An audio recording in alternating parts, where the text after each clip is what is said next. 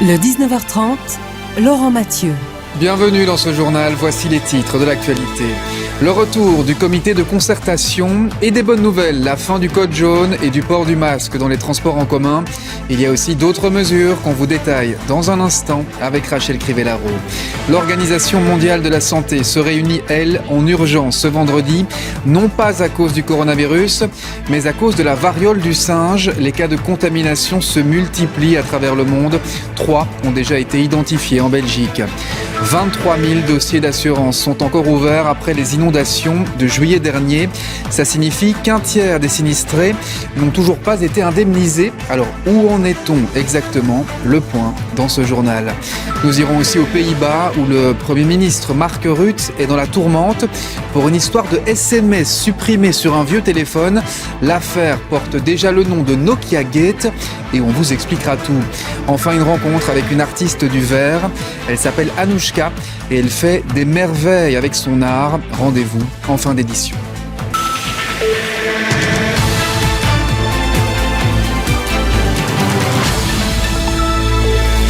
Voilà pour les titres, bonsoir à tous. Ça faisait un moment que ce n'était plus arrivé. Il y avait un comité de concertation ce vendredi, qui plus est, pour annoncer des bonnes nouvelles. Attardons-nous d'abord sur l'une d'entre elles, la fin du port du masque dans les transports en commun. Dès lundi, des centaines de milliers de Belges sont concernés. Benjamin Carlier, Alison Delpierre.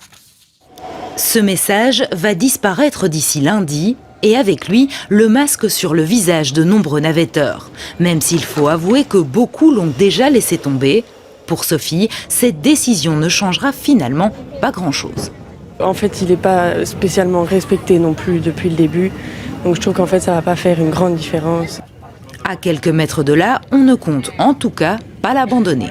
Je pense que dans les transports, il faut quand même continuer. Vous voyez qu'est-ce qui se passe ici. C'est pas une bonne idée, je pense. On s'est finalement habitué au masque et donc je vois pas pourquoi on l'enlèverait, surtout que le virus y est toujours. Mais pour d'autres, c'est un véritable soulagement. Bon, pour moi, je serais content de l'enlever, sincèrement. Pour les opérateurs, cette annonce est clairement une bonne nouvelle. Alors on se réjouit parce que ça va quand même faciliter la vie de nos voyageurs et accessoirement également notre personnel, en particulier le personnel de contrôle, parce que ça devenait quand même un petit peu compliqué de faire respecter cette obligation. Elle était de moins en moins lisible puisqu'ailleurs on ne devait pas le porter. Et puis bonne nouvelle parce que ça nous permet de faire un pas vers la normalisation. Dans quelques jours on va pouvoir à nouveau rentrer par l'avant dans le bus, on va pouvoir de nouveau avoir un contact avec le commandant de bord, le conducteur de bus, on va pouvoir également acheter un ticket de dépannage si on ne l'a pas acheté sur sa carte mobile. Le masque ne tombera par contre pas dans les pharmacies. Une décision que l'on comprend ici, même si... C'est vrai qu'on aurait préféré que ce soit aussi supprimé. On reste un métier médical, donc oui, potentiellement, il y a des personnes malades ici, donc je pense quand même que c'est une bonne chose, oui. Et la nouvelle semble loin de déranger ses clientes. Pour moi, bonne idée. Parce que je trouve que c'est pour protéger les gens, donc voilà. Je suis pour. Pourquoi? Parce que ça protège. Et ça protège les autres aussi. Et les pharmacies ne sont pas les seules concernées. Le masque reste aussi obligatoire dans les hôpitaux et les cabinets médicaux. Et vous l'avez compris, à quelques exceptions près, le comité de concertation met donc fin à l'obligation du port du masque. Bonsoir Rachel Crivellaro. Bonsoir. Est-ce que ça veut dire qu'on peut prendre tous nos masques et les jeter par la fenêtre? Non, au contraire, Laurent, le Codeco recommande chaudement de conserver nos masques dans les situations où la distance de sécurité d'1,5 mètre ne peut pas être respectée. Typiquement, l'heure de pointe dans les métros, mais aussi lors de visites dans les maisons de repos où, évidemment, le public est plus vulnérable et plus fragile. Tout comme le Codeco, recommande également de respecter les directives des prestataires de soins. Autrement dit, si votre kiné ou si votre psy vous demande de conserver le masque, vous êtes invité à respecter ces consignes. Alors Rachel, autre mesure, nous sommes à un gros mois maintenant des vacances d'été et là aussi il y a du neuf concernant les voyages. Oui, le Codeco a supprimé l'obligation de remplir le formulaire PLF, le fameux formulaire. Il supprime également les règles de quarantaine et également les règles de testing pour toutes les personnes qui reviennent ou qui rentrent d'un pays ou qui arrivent plutôt d'un pays hors Union européenne. Mais attention, tout ça ne va pas vous dispenser de vous renseigner sur les dispositifs, sur les dispositions toujours obligatoires dans les pays où vous comptez voyager. Bon, on le comprend, pour les vacances d'été, pour les mois qui viennent, tous les feux semblent au vert. Est-ce que ça veut dire pour autant qu'on en a fini avec la vaccination pour cette année ? Il va falloir attendre l'automne prochain, voir si le virus revient. Ce qui est sûr, c'est que si l'été s'annonce sans souci, il s'annonce quand même studieux en matière de vaccination. Je vous propose d'ailleurs d'écouter à ce propos le Premier ministre Alexander De Croo. L'analyse, si un deuxième booster est nécessaire, est en train de se faire. Et on sait qu'on le fait déjà pour certaines populations, des gens qui habitent dans des maisons de repos, etc. Mais est-ce que ça a une utilité de vacciner la totalité de la population ? Pour l'instant, ce n'est pas encore clair. Les experts sont en train de le regarder. Mais s'il s'avère que c'est quelque chose qui est nécessaire pour pouvoir garantir une vie normale pendant l'automne, c'est clair qu'on recommencera une nouvelle campagne de vaccination. Voilà pour cette interview d'Alexander De Croo. Les propos recueillis par vous, Rachel Crivellaro. Vous êtes décidément partout. Merci beaucoup d'être venu ce soir en plateau. Voilà donc pour le comité de concertation et la pandémie de coronavirus. Mais on va rester un instant dans le domaine de la santé avec ces inquiétudes autour de la variole du singe. 3 cas ont été identifiés en Belgique. La maladie n'est pas aussi contagieuse que le Covid, mais les autorités demandent tout de même de la vigilance. L'Organisation mondiale de la santé, par exemple, a organisé une réunion en urgence ce vendredi. Anne Pollard, Joanne Montet.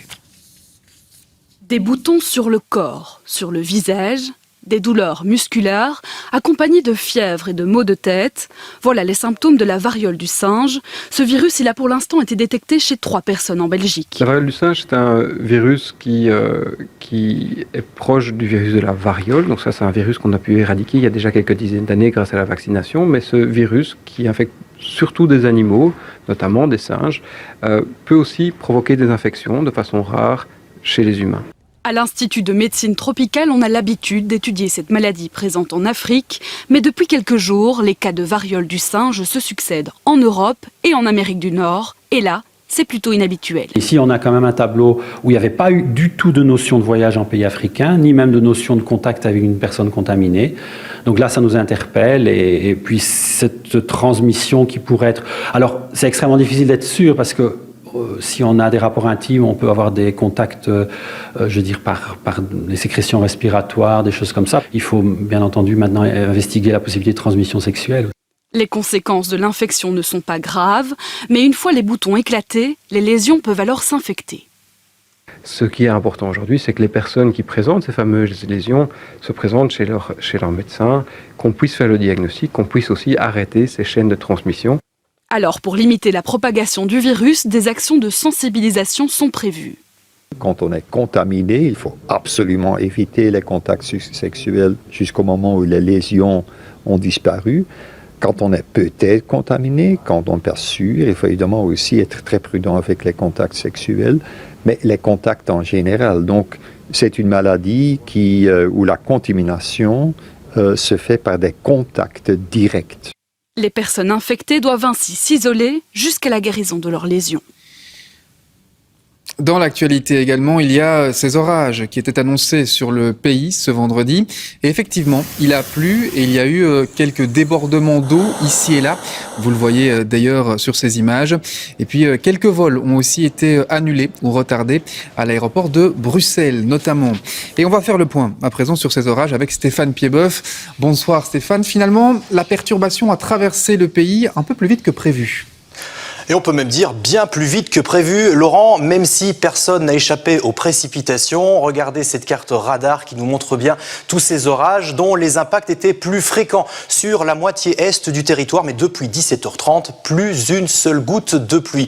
C'est un flux maritime qui arrive puisque la dépression à l'origine des précipitations se décale en direction des pays baltes. Et vous voyez cette couleur verte, c'est ce flux maritime. On le sent déjà, les températures sont plus respirables en ce moment. Et c'est également à partir du littoral que le soleil arrive. Regardez cette photo prise en fin de journée qui nous montre bien la distinction entre les nuages et le ciel bleu qui arrive pour tout le monde ce week-end. Il y aura tout de même des nuages bas en fin de nuit prochaine, mais si la nuit dernière était tropicale, la nuit prochaine sera confortable car les températures seront bien plus agréables, de 8 à 12 degrés, voilà pour les minima. Alors ces fameux nuages bas vont bien finir par se dissiper, le soleil sera donc de retour dès le milieu de la matinée et dimanche, retour de la chaleur et le soleil sera carrément éblouissant. Eh bien, ce sont plutôt des bonnes nouvelles. Merci beaucoup pour celle-ci, Stéphane. Par contre, les orages d'hier ont, eux, laissé des traces. Par exemple, dans le Hainaut, où ce matin, on a pu constater les dégâts. Pierre Rosier, Jean-Marie de Quézel, Laurie Cailloub. Karine est encore sous le choc. La grêle a littéralement déchiqueté tous les toits des serres de cette horticultrice en seulement 15 minutes. On regardait les grelons tomber, mais on n'a pas pensé que toutes les serres allaient comme ça s'abîmer. Hein. Alors on a commencé à voir les premières vitres et alors on est venu voir par ici. Alors on a vu carrément tout à fait le dégât. Plantes, terreaux parsemés de plastique, pots cassés, tout est à jeter. Fait vraiment pleurer parce que bon, c'est tout 39 ans de travail pour rien encore. Même constat dans cette jardinerie, le toit est aussi détruit par la grêle, rien n'a pu être sauvé. On a vu le temps tout noir arriver, donc on s'est dit on va vite avoir un temps d'orage, on a vite tout refermé. Et puis après, toutes ces grêles sont arrivées et tous les carreaux ont éclaté et tout est broyé, quoi. Toutes les plantes sont broyées, les boîtes d'engrais toutes mouillées, tout est foutu, quoi. Tout est démoli sur 5 minutes, c'est vraiment démoralisant. On aurait envie de tout arrêter, quoi, parce que c'est décourageant, quoi. Dans ce musée, la pluie s'est infiltrée après la grêle. C'est toute une collection qui est endommagée. Oui, ici c'est une tronçonneuse américaine. Et le livre est complètement détruit. Il va falloir de la patience. Ça fait mal au cœur de voir le musée ainsi. On a rouvert le 1er mai, c'était une journée superbe. On était tous contents et prêts à continuer la saison. Et maintenant, en voyant ça, ça fait mal au cœur. Aucune victime n'est à déplorer, mais les dégâts dans ces jardineries et musées sont importants, ainsi que leur impact psychologique et financier.